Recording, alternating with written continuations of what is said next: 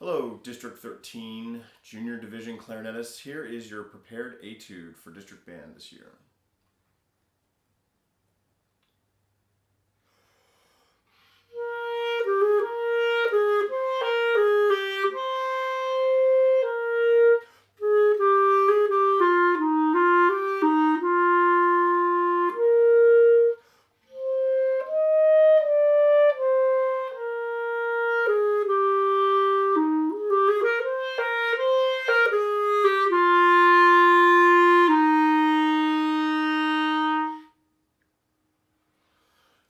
So, we have a beautiful little melody here, and we have some pretty standard clarinet challenges. So, one of the things that the judges are absolutely going to be listening for is whether you can cross registers on time.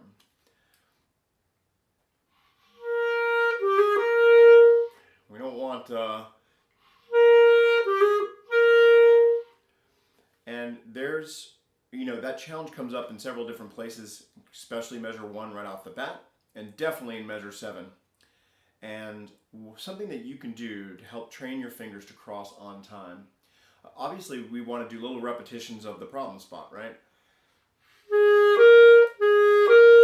But it's actually more beneficial to you to start on the note that has more fingers down.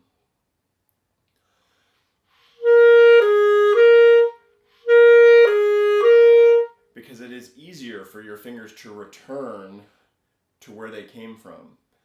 And so if you were to repeat C, B flat, C, and really concentrate on getting your return to the C to be as good as your descent, that will enable you to play with a wonderful clear connection so that nobody knows that there's a register cross there. The fact that there's a register cross there is really our problem, not the audience's problem. Another thing that judges are listening for is whether you can play with really, really clear rhythm. And they've got a whole bunch of different rhythms here. We have multiple levels of rhythms. We have quarter notes, half notes, dotted quarter notes, 16th notes, 8th notes. And you being picky about playing them correctly is really important.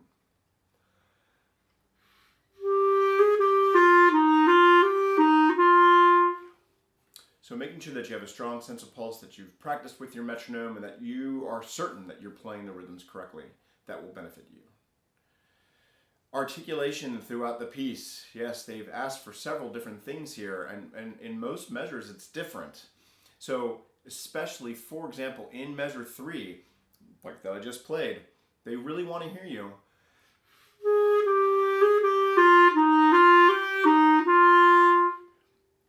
And that really honestly sounds different than if you slur everything.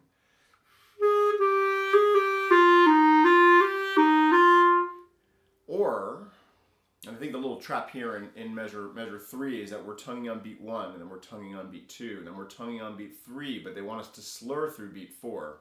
Another thing that people will frequently do is, because we're tonguing on 1, 2, and 3, we'll just tongue on 4.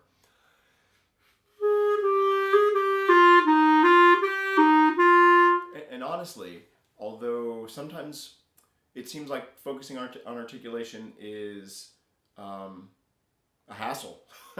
Maybe the notes and the rhythms are a lot more easy to focus on. But the articulation shows the audience how the notes are grouped, and each different articulation makes things sound different. So you really want to make sure that you're tonguing what's asked for and not anything extra. And not, sometimes we like to tongue as we cross the register, as we cross registers, maybe because it seems to help that upper note speak, and sometimes just because it covers the fact that our fingers don't necessarily get there on time.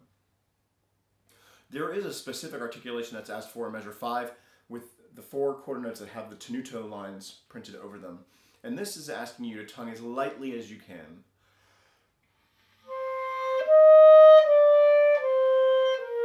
So that everything is as connected as you can let it be. Hidden challenge in this piece is where you're going to breathe, because we have a 2-measure phrase followed by a 2-measure phrase followed by a 4-measure phrase. And so at the end of the first line, you need to get a huge breath in. if you're going to make the whole last line happen in one breath. You could choose to breathe somewhere in the last line, and personally, the place I would breathe is in a place where we're not allowed to breathe. In measure 6, after the A dotted quarter note, if I had to take a breath,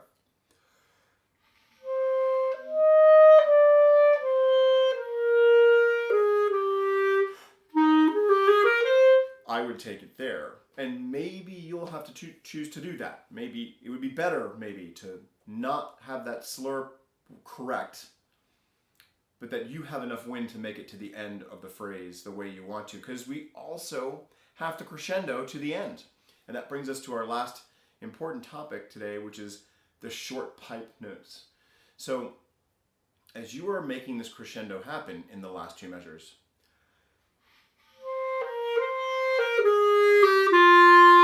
if you want the B flat, the A, and the G to be louder than the D and the C, you're really going to have to add a lot of wind, a lot of fast wind, to these weaker notes that normally young clarinet players back off on.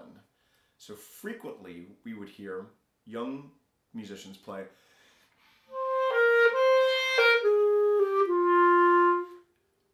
and that doesn't help these notes. One, it doesn't help your crescendo. And two, it doesn't help these weaker notes sound good on the clarinet. We really want to blow through these notes, the weak ones. And they're weak because there's not much of the pipe vibrating. There's only about 8 inches there.